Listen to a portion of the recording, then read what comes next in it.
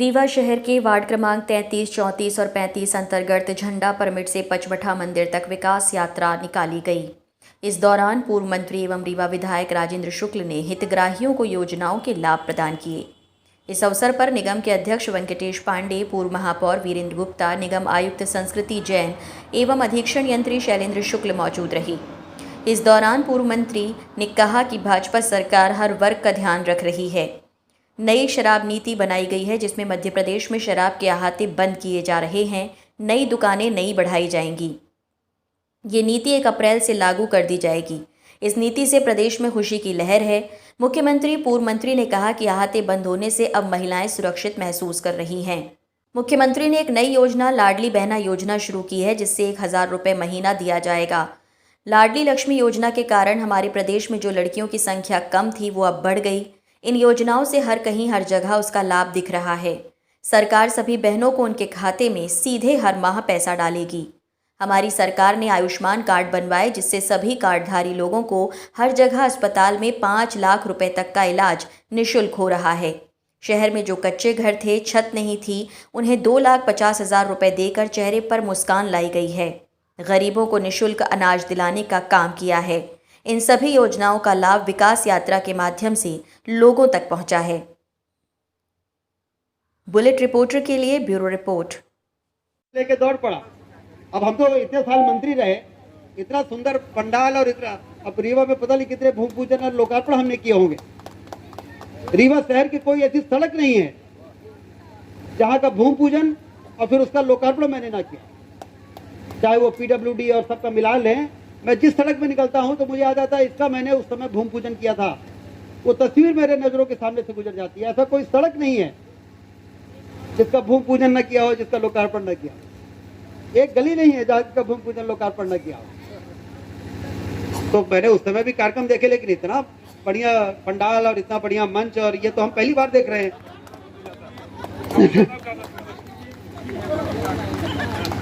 तो ऐसा लग रहा था कि बहुत दिनों से कार्यक्रम करने के लिए तड़प रहे थे।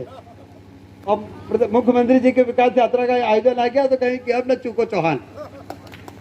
इस प्रकार से इस कार्यक्रम को सफलतापूर्वक संपन्न करके आप लोगों ने, और आज समापन हो रहा है इसका, इसके लिए सबको बहुत बहुत बधाई, शुभकामनाएं।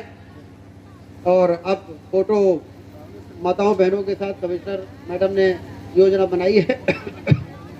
2003 के पहले का रीवा आप देखिए, वही 2003 के पहले का रीवा था जब संभागीय मुख्यालय था, पर तहसील जैसा लगता था। पर जब से मध्य प्रदेश में भारतीय जनता पार्टी की सरकार आई तो श्री राजेंद्र शुक्ल जी जैसे नेतृत्व इस जिले को मिला।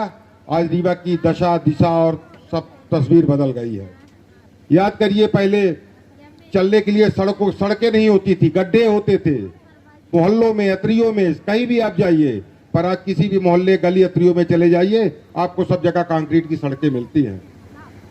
रीवा से इलाहाबाद जाना हो, जबलपुर जाना हो, शहडोल जाना हो, कहीं भी जाना हो, शहडोल जाने में 8 घंटे लगते थे, जबलपुर पहुंचने में 5-6 घंटे लगते थे।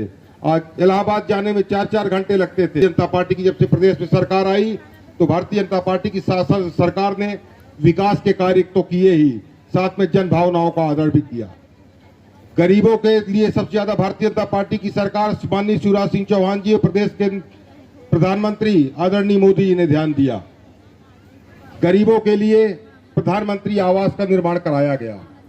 और रीवा में मैं तो कहता हूं भारतवर्ष के अंदर रीवा एक ऐसा पहला जिला होगा जहां पे सबसे प्राइम लोकेशन में गरीबों के लिए प्रधानमंत्री आवास बना के दिए गए हैं। उसके लिए माननीय मंत्री जी मैं आपका बहुत बहुत आभार व्यक्त करता हूं।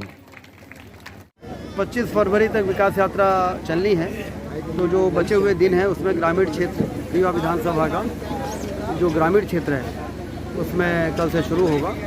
और कुल मिला के इस विकास यात्रा से ये फ़ायदा हुआ है कि मुख्यमंत्री जन सेवा अभियान के अंतर्गत जो आवेदन लिए गए थे उसके निराकरण बड़ी तेज़ी से हुए हैं।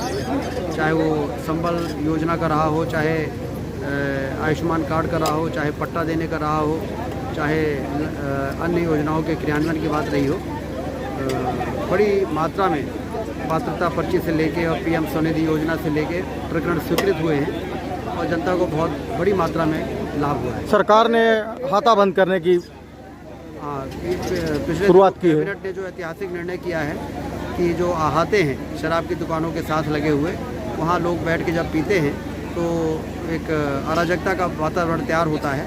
तो एक ही झटके में वो सारे आहातों को समाप्त कर दिया है। यदि किसी को ज़रूरत है तो दुकान से ले जाके अपने घर में उसका उपयोग करें, लेकिन इस प्रकार के खुलेआम अहाते में बैठ के पीने से जो वातावरण खराब होता था, ख़ासतौर से माताओं बहनों को जो परेशानी होती थी, आज बड़ी संख्या में माताओं बहनों ने यहाँ पर आकर आभार व्यक्त किया है, स्वप्रेरित होकर धन्यवाद दिया है मुख्यमंत्री को और सरकार को कि अहाते बंद करने का जो निर्णय लिया है वो वास्तव में उसका बड़ी संख्या में स्वागत हुआ। आने वाले समय में शराबबंदी का भी विचार रखा जाएगा सरकार? आने वाले समय में कुछ भी हो सकता है, उसको तो अपन मान के चले कि आज पहत मुमकिन है, आज पहत मुमकिन आप चाहे तो मुमकिन। नए वीडियोस एवं ताज़ी खबरें मिलती रहें, इसके लिए हमारे चैनल को लाइक, शेयर और सब्सक्राइब करना ना भूलें।